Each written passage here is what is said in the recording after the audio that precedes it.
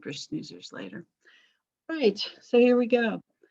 Woo! So apparently the quiz works because one of you already told me you took it. So that's good news. That means I've finally, after 3 online classes, learned how to put in the quiz. Is that a Cedar Park flag? It is. That's a Cedar Park flag. Good job.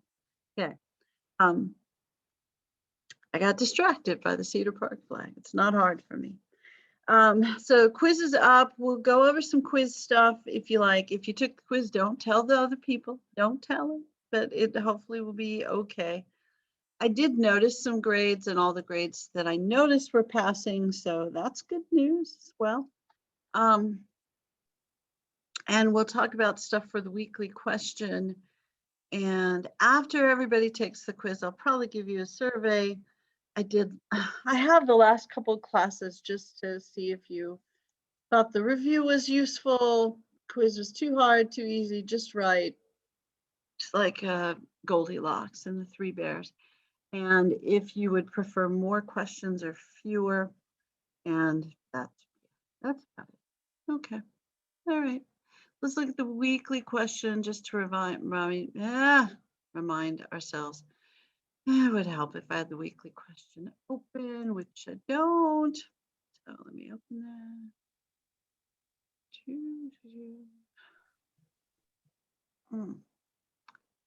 Here we go, weekly question. There it is. It was nearby.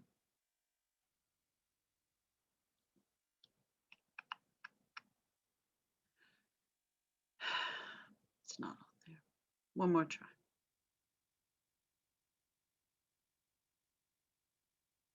Weekly question. There we go. All right. Explain the impact of the Explain the impact of the 7 Years' War on colonial policy. Pay particular attention to how the war and its outcome shaped colonial identities and the relationship between colonists and Indians. Okay. I think I've already graded 1 or 2 of these, and somebody put in something fairly peculiar. I can't remember what it was though. Let me peek because I saved the comments. Weekly question comment.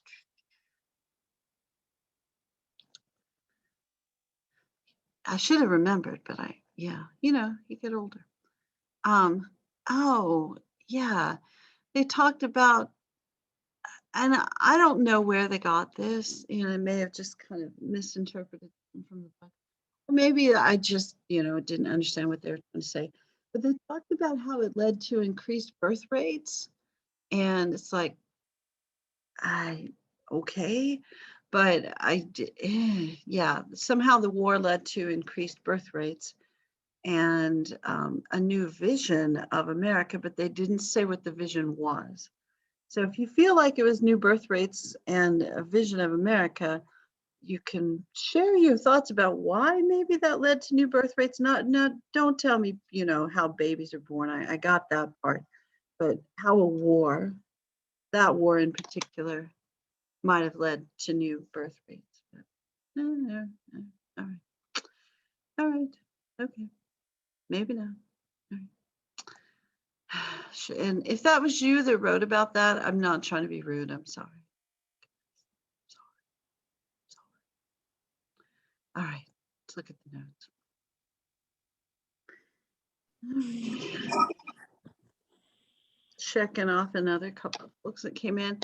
All right, I feel like we wanted to go over Enlightenment and Great Awakening just for a sec, and then kind of dive into the French and Indian War, and then maybe look over the review for the quiz as well. So Enlightenment was more of the intellectual movement, and Great Awakening, which was first Great Awakening. I know it's wrong in the notes, and I'm sorry, but first Great Awakening is the religious movement. So Enlightenment, we're talking Rousseau, Voltaire, Newton, John Locke, I couldn't remember his name, political philosophers, scientists, mathematicians, focusing on rational thought, more emphasis on reason and less emphasis on emotion or religion as far as making scientific decisions. It's not really a rejection of religion, but it's more of an emphasis on science and learning and that sort of thing. And more of an emphasis on rational thought in government as well. So you'll see a lot of American political philosophers get very excited about some of the Enlightenment ideas, and you'll see the reflection of those in the Declaration of Independence, and then you'll see more of that in the Constitution later on. Phone keeps going off. It's lightning strikes. I don't know why my phone needs to tell me there's lightning. Okay. So Enlightenment, rational thought, that sort of thing. The Enlightenment dude in the United States, Ben Franklin, self-made man, likes knowledge, learning, flies the kite in the middle of the storm with the lightning so he can discover electricity and get shocked if he touches the key or whatever happened. But he also was an inventor as well. He's a writer, philosopher, that sort of stuff. So he's really seen as the embodiment of the American Enlightenment. Self-made, emphasis on learning, and practical use of science. That was one of the other big things about the Enlightenment. Like, what's the point of science, math, whatever else, if you can't use it, if you can't figure out how to apply it in your daily life? I would also encourage you to think about that when you're in your physics and your calculus class. There are applications. I'm not saying there aren't, but I can remember asking a kid, because they were doing their math during my class, can you imagine? And I said, what are you doing? And they said, I'm trying to figure the slope of a line. And I said, why? And they said, because it's an assignment. I said, no, why? Why do you even want to know the slope of a line? And they go, because my teacher told me. All right. Slope of a line. Okay.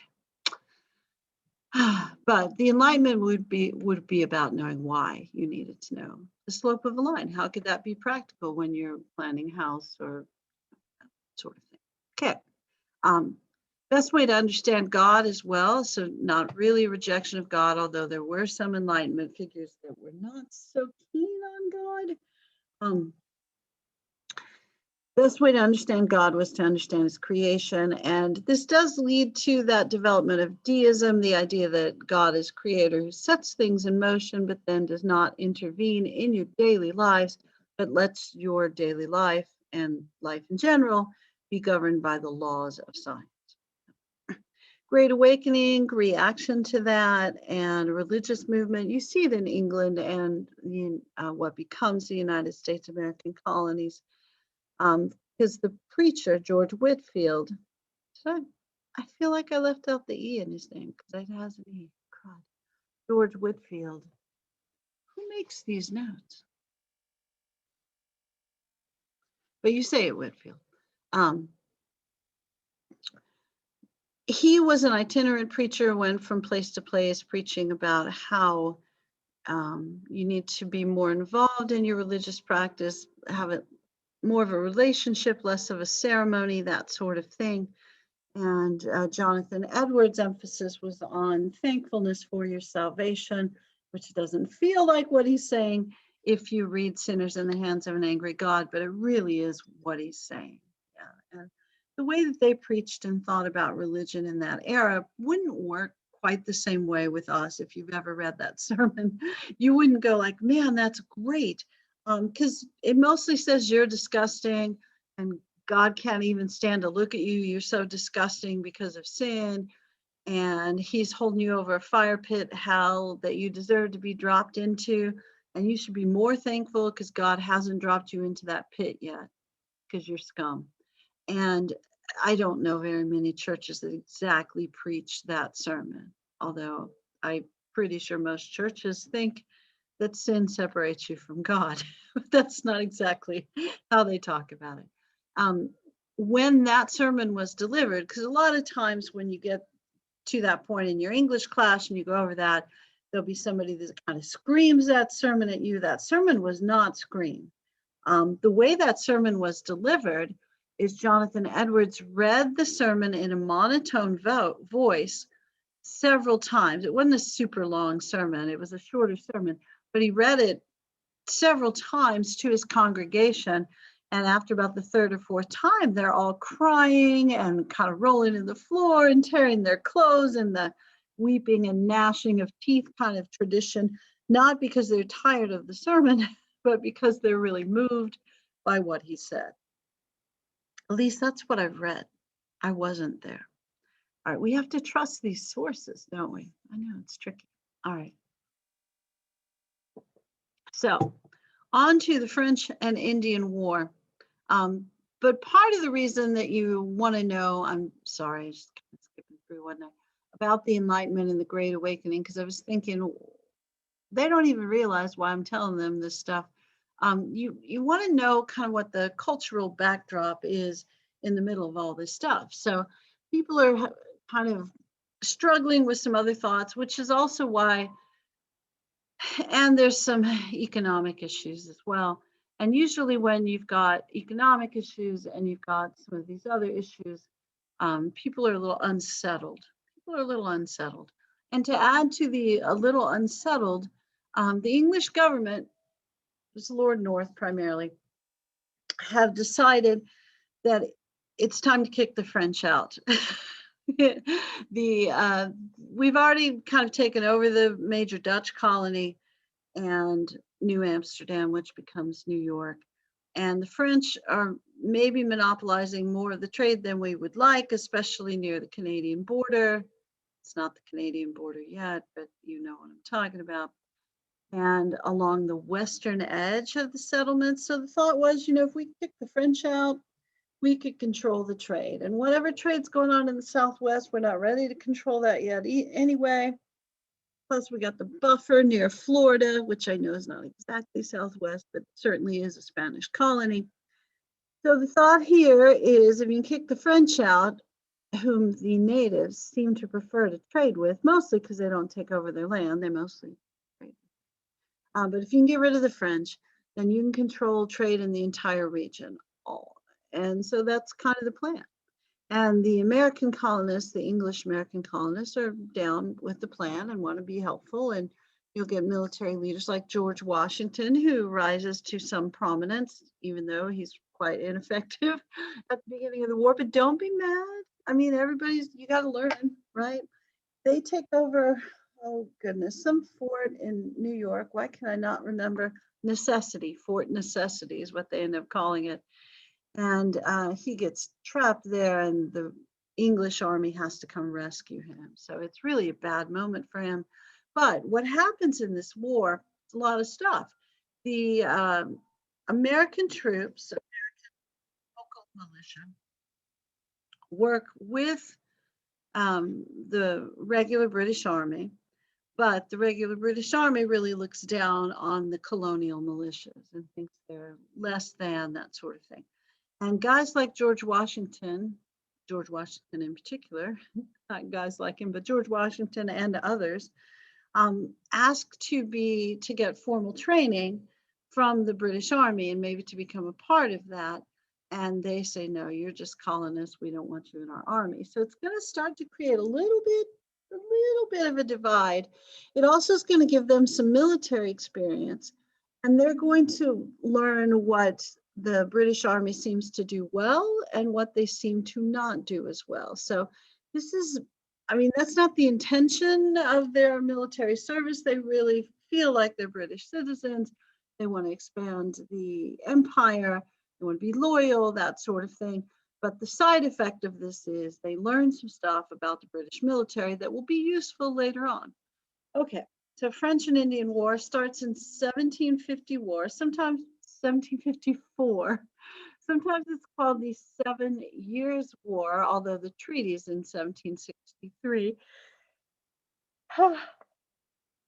Sorry for the big yawn. I was just thinking about the math, 1754 plus 7 doesn't end up with 1753. But it's close. And it starts, I think, toward the end of 1754. But most of the natives side with the French because the French are nicer to them. They don't come over, take over the land. They mostly just trade with them. So, yeah.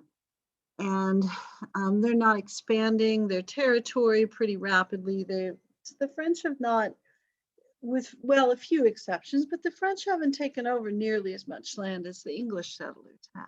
So they see them as better trading partners, less likely to take their land. The Iroquois Confederacy does side with the British because they want to be on the winning side and they think the British are going to win. And they want to have a trading advantage with the British when the war is over. Plus, they were kind of the most, not kind of, they were the more powerful confederation of tribes in the American colonies. So they want to stay that way. They want to stay that way. And the British government says, we will spend whatever it takes. Now, whenever your government says, we will spend whatever it takes, there's potential that you have a problem coming up. Do you know what the problem is? This is where you could answer. So I'll say this again.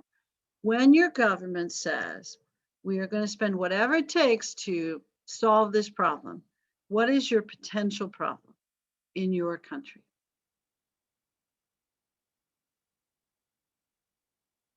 Oh, chatting. Sorry, I was a little slow there, wasn't I? Debt. That is absolutely it. So I say this because I may be the only adult in the United States that is currently worried about this.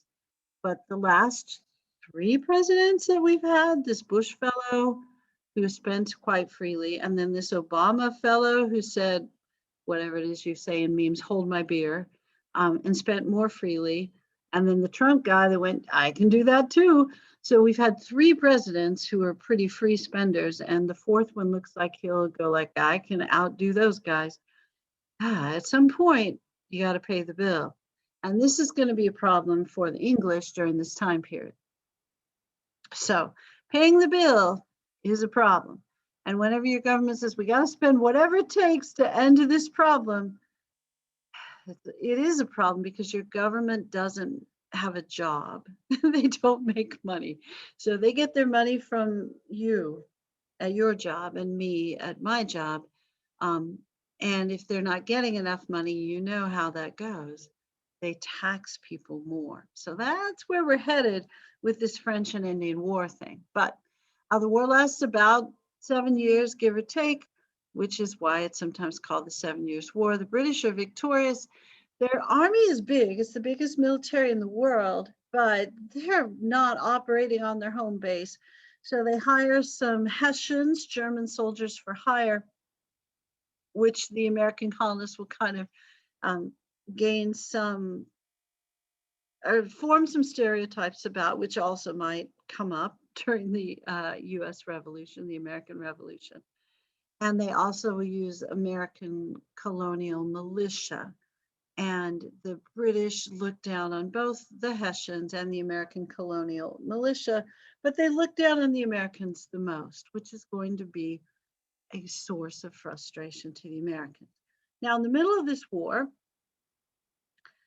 there is a colonial assembly in Albany, New York. And there's a plan that's devised by one of the leaders of the assembly, Benjamin Franklin. And his thought is we should work together to form a united colonial army. That way, you know, if there are bigger problems in New York than there are in Georgia, we can send the army to New York. But then when there are problems in Georgia, we can send the whole group to Georgia.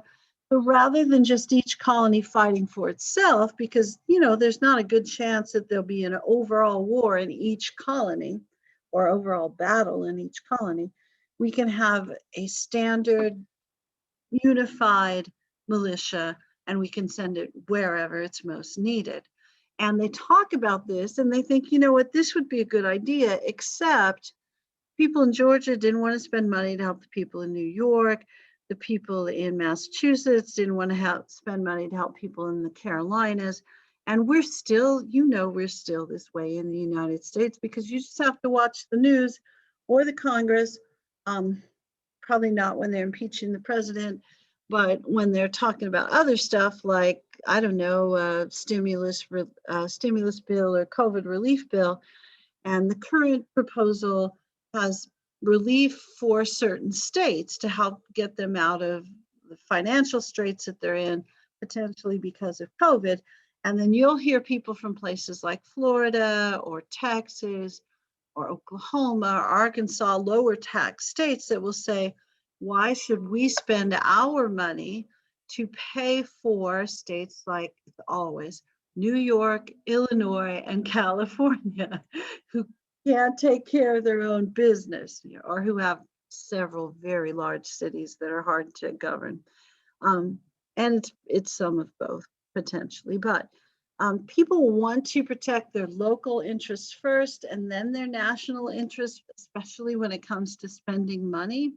I'm not saying that people aren't patriotic, but in this era, we're not a country.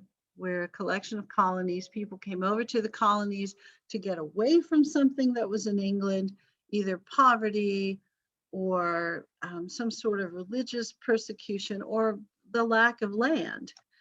So people thought there were things wrong with England, which is why they left. And of course, we're a couple generations away from that. So you've got a whole bunch of people who probably never lived in England, and several of whom never even been to England. So their loyalty may not be to England. Their loyalty is certainly not to a union of colonies, because there is no official union. Their loyalty is very much local to their own colony. But it does lead to Albany Plan of Union, even though it's not terribly successful, leads to a couple of things. Thing number one, the Join or Die cartoon. Yes, the very first political cartoon. And if you look at it, it has like New England, New York, New Jersey. It's got a chopped up snake, no blood. My very favorite kind of drawing with no blood. I like war movies with no blood as well. Not a very good history teacher in that way. But the idea is, if we are not together separately, we will die. Hence the name of the cartoon. Did I really need to explain it? Of course not. Join or die. All right. The other thing this leads to, not the cartoon, but the idea of the Albany Plan, is for that to have worked, the colonists would have had to accept it, plus the English government, British government, would have had to accept it. They were not excited about it either. They saw potential problems with the union of all the American colonies. They said, this could lead to something. And so neither the British government nor the colonial governments favored this. However, you know why it's important, because later on they're going to have to do this. Yeah, when they declare independence. So the French and Indian War, in a couple of ways, is a warm-up for American independence. Of course, they didn't know that, but it also creates the conditions for American independence. And if you're wondering, like that part of the question where it talks about how does this change relationships with Native Americans, your book's pretty specific about it. Sorry, too much talking on my part, huh? The book is pretty specific about it, but in general, it's not going to make things better. The natives are going to lose their favorite trading partner, and they're going to be stuck with their less favorite trading partner, who's going to be harsher on them and is going to start to push them farther west. Now, the British government is going to get more involved, and they don't want as much fighting between the English and the natives, so they're going to set up something called something through the Proclamation of 1763, which limits colonial expansion to the West. So this looks like it might be potentially good for natives, but it really doesn't hold up. Okay. So Franklin can't get cooperation from either the British or the colonies, so no Albany Plan of Union, but save the thought for later. The war ends with the Treaty of Paris, which completely kicks the French out of the Americas and gives British control of Canada, especially the parts that had been French before. So now those French-speaking dudes, former French dudes, are magically English dudes now who speak French. That's going to create a conflict which is ongoing to this day, although it's kind of a small conflict in the modern era. But the Proclamation of 1763 will set up a conflict as well. And that conflict is over land and taxes. Land and taxes. So, Proclamation of 1763 sets up a proclamation line. And west of that line, the Americans are not supposed to settle. The English thought about this is we need to protect the territory we have and spend less money defending these American colonists. We just spend a boatload of money securing the colonies and fighting on behalf of these colonists who couldn't take care of problems on their own. We can't afford to spend that much money because we just had an elections, and we just promised people we wouldn't raise their taxes while we expand the empire. Yeah. So, if your government says we're going to spend more money, but we're not going to raise your taxes, they're not telling the truth, because that's not possible. Okay. So, Proclamation of 1763 follows an election where the Parliament just promised not to raise taxes, but they just acquired this massive debt. So the only way they're going to be able to pay off the massive debt is to tax the people who can't vote. That would be the American colonists. So to pay off the war, a bunch of taxes are coming. Bunch of taxes are coming. That's why the next chapter is about the American Revolution, isn't it? And the Americans thought, you know what? We helped expand the empire. We live here. We put our lives and our families' lives at risk to help expand an empire. We didn't ask for this conflict, but once it happened, we jumped in there and helped because that's our country. And we're proud British citizens and we're expanding the empire and we are on the ground doing it, not back in England doing it. We're more British, we're more patriotic than even those guys back in England. So our reward for our patriotism should be we get new land, we get more land. And the British government has set up a system where their settlement is limited to the Appalachian Mountains, which isn't terribly far west. And there were already people who lived more west than that. So the American colonists were frustrated because they were limited in their ability to gain new land. And they thought a big part of the reason for this war was so that they could acquire new Western lands. So they're going to be frustrated about that. Now, they're not frustrated immediately about the debt because it takes a little while to levy the taxes, but not too super long. So that's coming pretty quickly.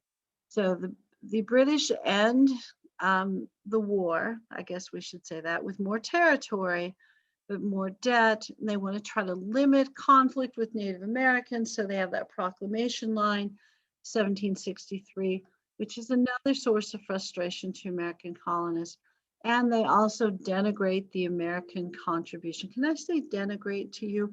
I'll look down on, make fun of, that sort of thing. Yeah, denigrate. Yeah. All right. And they're going to expect the American colonists to chip in a lot more money than they've been chipping in. Now, to be fair, or not fair, it kind of depends on how you look at it, the American colonists, as a percentage of their wealth, did not pay nearly as much taxes as people who lived in England. And also their standard of living was much higher. So the people in England will have very little sympathy for them, occasionally a little, but overall not too much sympathy for them, even when they say taxation without representation, because they have so much more opportunity than people in England do. But the people in the Americas will say, our opportunity comes with risk, and we were willing to take the risk, and you were not. So there's going to be a whole bunch of conflict coming, but there's a brief moment of joy and jubilation at the end of the war because they're celebrating the victory. American colonists feel like they were a large part of that victory. They're feeling very patriotic. So everybody's happy. They don't really anticipate the trouble that's coming ahead. Okay. All right, we'll stop there for a second so I can take a drink of water and you can ask questions. Do you have any questions? Do you have a pretty good idea of how you're going to go about answering the weekly question about the War of, I was going to say 1812, but that's not it. The French and Indian War. Are you good on that? Or have you thought about it yet? You can do it tonight because you're going to get snowed in, not snowed in, iced in. All right. Lauren's good. I see the thumbs up, so thanks. Okay. All right. The rest of you, if you have questions, just email Lauren. No, I'm kidding. You can always email me. I will probably check my email. Yeah.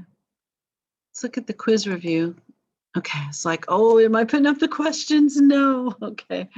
All right. So for the chapter we just looked at, be sure you look at, we didn't really talk about the Stono Rebellion, but there's a slave rebellion that occurs in South Carolina called the Stono Rebellion. And you remember, we did talk about it a little bit, but the first part of the chapter talks about the expansion of slavery and how things change and laws change. Some of the laws will change in part. Sorry for the giant yawn. Some of the laws or slave codes or traditions will change. You saw some of that after Bacon's Rebellion. You'll see a little more after the Stono Rebellion, which is planned but unsuccessful, but a lot of people die and people get executed, and people will start to be a little more afraid that slaves might rebel, even though, as the book rightly says, most of the time there aren't direct rebellions. And there's certainly not large organized rebellions. There are a handful of those. And they're usually near cities or near Spanish territory because Spain has outlawed slavery at this point. And the Atlantic slave trade, the book, and we talked about it. And you know that Georgia was a prison colony. Now, we didn't talk about this very much at all, but the book does talk quite a bit about the difference in liberalism and republicanism. And I think the concept you want to think about is, you know, liberalism might be, oh, it's going to be different in your mind than it is in their era. So liberalism and republicanism, be sure and look over those concepts, but the idea that the government is there to expand, solve problems, that kind of stuff for individuals versus the idea of republicanism is more that certain people within the republic should have rights to participate within the government, and the liberalism is really more the freedom that you should have, like, it's not so much that the government should help you in that era, more that the government should kind of leave you alone a little bit more. Yeah. So, and the government should, mostly leave you alone, stay out of whatever. So it's almost, their liberalism is a little more like libertarianism, and their republicanism is participatory government, but really only people who own stuff should be able to participate. So it's sort of like, I'll just say it, it's like Williamson County participatory government. We want people who, I mean, if you're homeless, that kind of thing, you notice that the homelessness kind of stops around 620. I know it doesn't really stop there, but you stop seeing people. You know, the thought is that the government's supposed to leave you alone and let you take care of yourself. And if you can't take care of yourself, that's your own issue. So liberalism is more like libertarianism, which is, I think, kind of a Williamson County way of looking at things. And republicanism also probably another one, where we want you involved in government if you own stuff and therefore are worthy of participating in government because you're paying for stuff. Yeah. And I'm not saying there's not merit to either of those positions. There's merit to both of them, I'm sure. All right, so government staying out of stuff, people participating in government because they own stuff.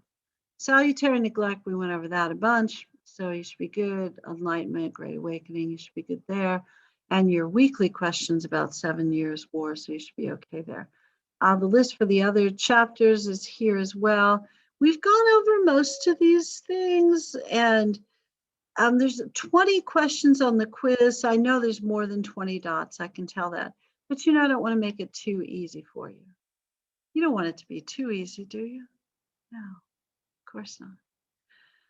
All right. So by the time you're done with the whole class, not today, but I mean in May, early May, by the way, the quizzes and weekly questions should be about an equal weight of your grade.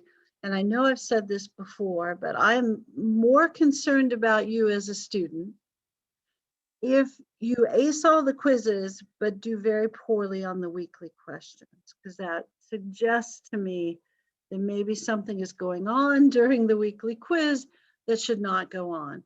Like if you get a perfect score all the time on the weekly quiz, I am going to be suspicious of you. And some of you go like, no, I'm a good test taker. Yeah, maybe, but you better have really good grades on those weekly questions too. I really do think if you do a pretty thorough job, a detailed job on the weekly questions, kind of helps you get ready for the quiz. Okay, that's my thought, which could be wrong, because, we don't all think the same way. All right, before we go, and I know we still have time, we still have time in part so we can see if there are any questions. But before we go, do you guys have any questions that you want to ask about any of the stuff on the weekly quiz, on the weekly question, or the list of stuff to study for the quiz? I'm going to remind you of due dates here in a sec as well. Okay, as far as due dates go, Friday at midnight is kind of what we're hoping for. It seems to me, and a couple of you have taken the quiz, and you can feel free to comment if you like. Although if you comment, then people will go like, oh, they already took the quiz, and then they're going to bother you and ask you how long it took. But I can tell you from looking, because it tells me how long people take. Usually people take about 20, 25 minutes on the quiz. I'm going to strongly suggest to you that you take a little bit longer and read each answer selection carefully, or answer choice, because I've already mentioned this to you before. This is not one of those quizzes where there's the obviously wrong answer and the two kind of iffy answers and then the one really obviously right answer, because it's college and multiple choice, and so it's not choose the correct answer, it's choose the most correct answer. So sometimes there might even be two possible answers, and you've got to look at it and say like, well, which one is the best? So your goal here is best. Okay, thanks for telling me that. So apparently there's a little error. Gosh, I hope it wasn't the right answer. I better go back and check that. I'm pretty sure it's not. Dang, I must have been tired when I wrote it. And it just started raining really heavily in Leander. Can you hear it? It's really heavy. All right, it's headed your way. Don't go outside. It's too cold and it's raining a lot. Okay, I will check question, although I think the questions also are shuffled or scrambled. So it may not be question, but I'll look on your version, the person who said that, 19, and look at that question. Although if, I don't know, I may not want to change it at this point. I'll change it for next time. Unless the right answer was doubled, which I don't think it was. All right, but sorry about the mistake. And thanks for letting me know. All right, but take your time on the answer choices, because then you'll notice that two are the same. And I think the easiest thing to do on those quizzes, rather than like, sometimes you'll look at a question and go like, never talked about that. That wasn't even in the book. That's not fair. And then you get upset and it's like, I'm just picking C. Don't do that. Don't get angry. I don't think I put any questions on here that you couldn't maybe reason through or that weren't fairly prominent in the textbook. So if you get to a question where it looks like, dang, that's not fair, I never even heard of that, I hate that woman, that sort of thing, get that out of your system. Then look at the answer choices and eliminate the ones you can. If you look at them really carefully, you go like, no, that's not exactly right. You should be able to get rid of a couple of them. So take your time, read stuff carefully. I think the quizzes will be fine. And there's apparently one question where there's duplicate answer, so apologies. All right, before we go, anything you want to say? The rain's really loud. All right, then I will stop the recording.